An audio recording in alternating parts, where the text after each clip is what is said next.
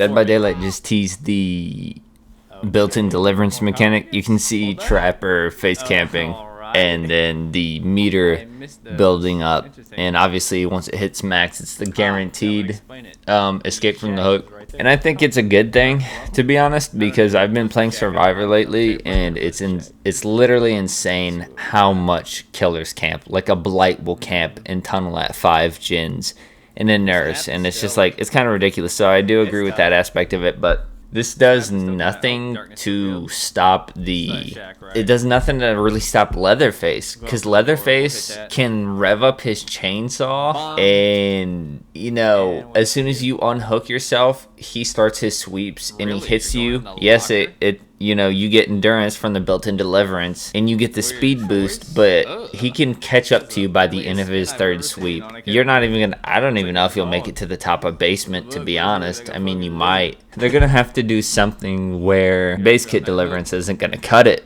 if it's a Leatherface, you know what I mean?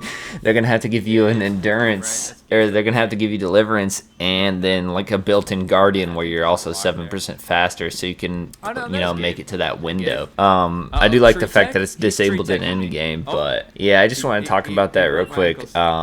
It's not gonna matter for Bubba. You got to change Bubba up somehow, man. You're gonna have to make it to where he can't use his chainsaw, like he can't start revving his chainsaw when he's within like 4 meters of a hook or something like that. And also they've been doing things to prevent killers from being toxic, like the Basekit borrowed time to prevent tunneling and slugging, although it doesn't really work that well.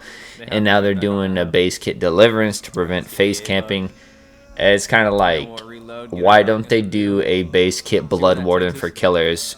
So and it's just for the survivor in question. So if a survivor teabags like 2 or 3 times at a gate, it activates a 10-second blood warden for just that one survivor, you know what I mean? Like a 15-second blood warden. They can obviously do blood warden that only works on one survivor, because the knight has his ultra rare add-on to where when a survivor is being chased by a guard, the exit gate's blocked for him. So they could do something like that. I personally don't really care about teabagging that much, but I think it would be cool to be able to get an extra kill if somebody's being toxic or something like that, or maybe not even necessarily an extra kill, but get them on a hook, get another free hook out of them, so it wouldn't really punish. I mean, it would punish toxic survivors a little bit, but they could still, if they haven't been hooked twice already, they could still get off the hook and get saved by their teammates and leave, you know what I mean? And then they won't be able to teabag the second time around. So I thought that was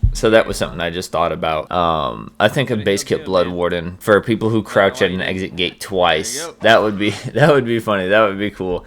And like I said, I really don't care about teabagging that much, because I've been playing games for like 20 years and teabagging has always been a part of it ever since Halo, Call of Duty. It's just how it goes. But that's like one of the number one complaints I see out of killers is survivors teabagging and stuff like that. And I mean, I honestly feel like if you did a Basekit blood warden for survivors who teabag at the gate, there's almost not going to be teabagging at all anymore. And I kind of think it would make the game a little less fun, you know what I mean? Because it is a little fun when you're a survivor and you can teabag and stuff like that. But I mean, it would make it more fun for the killers, because if they have a rough game where they make a lot of mistakes and all 4 survivors getting out, they're not being violently teabagged at the exit gate, you know what I mean? And also, it's interrupting the play of the killer. Like, they're getting rid of face camping by adding a built-in deliverance, because it stops the survivor from playing the game. Well, if you have a bad game and all 4 survivors are at the exit gate teabagging, that stops the killer from playing the next match, because either they have to go to the gate and push them out and get relentlessly teabagged and see that,